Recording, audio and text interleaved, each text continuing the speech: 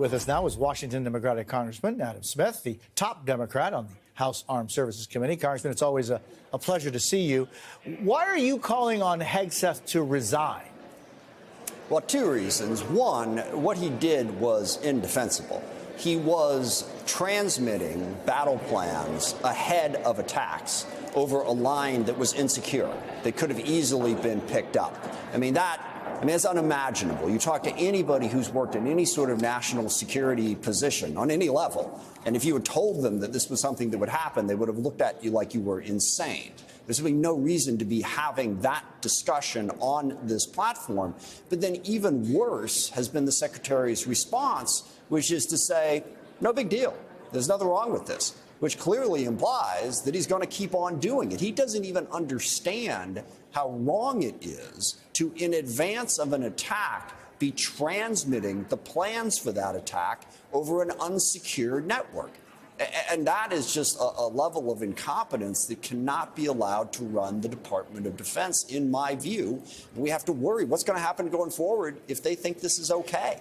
Yeah, and I'm just wondering, Congressman, the use of Signal to have communications, I think even intra-government, one could see as being possible if the conversations are about, I don't know, a meeting next week at 2 p.m. or sure. Even, your committee meeting is to be called in and guys, you have to come back for a vote. But to discuss any kind of right. military action, whether it be in the past or in the present, certainly in the future, would seem to be as something that would be a red flag for everybody. And then the added fact that in that chat right. with the top intelligence officials of our country, there is a reporter who the administration says is actually someone who doesn't share any of the administration's perspective. How does that even happen? Yeah, look, this needs to be investigated.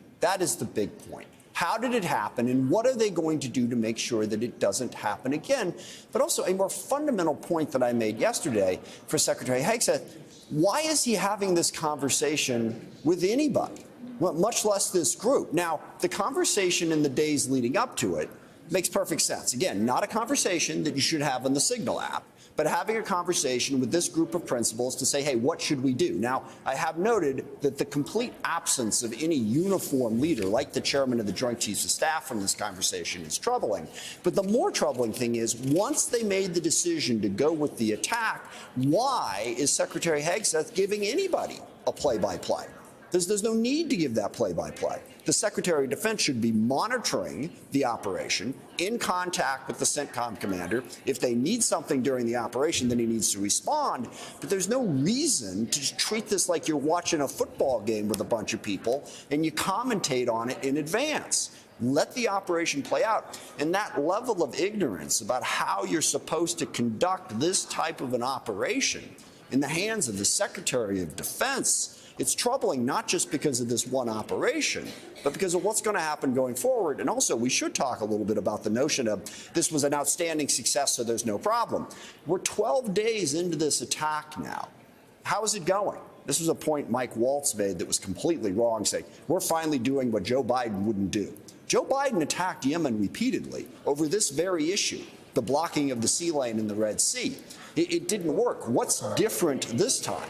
What operationally is happening? Instead, we have Pete Hegseth defending the indefensible and doing nothing to fix it. And, Congressman, I'm just wondering, as far as consistency across the board, why call for the Secretary of Defense to resign over this when others did not call for the then Secretary of Defense to resign over, for example, what happened in Afghanistan? Where's the difference there?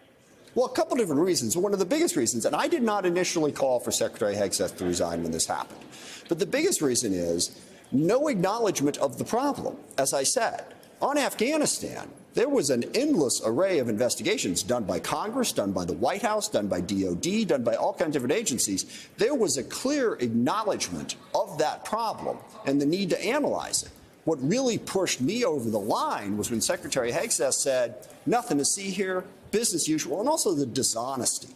None of this was classified. It wasn't a war plan. I mean, I don't know if it's so much dishonesty or hiding behind pathetic semantics. I don't know. You ask anybody out there, if we said, okay, this is what we're attacking, this is when we are attacking, and this is what we are attacking it with. Now, I guess you can semantically say, well, that's not a war plan. Most people would think that that's at least part of a war plan, what you're going to attack, when you're going to attack, and what you're going to attack it with. So to just say, not a war plan, nothing to see here. So the unwillingness to even address a very serious issue is what has sort of pushed me to that point. Congressman, I always appreciate your time. I thank you for being with us today. Thanks for giving me the chance.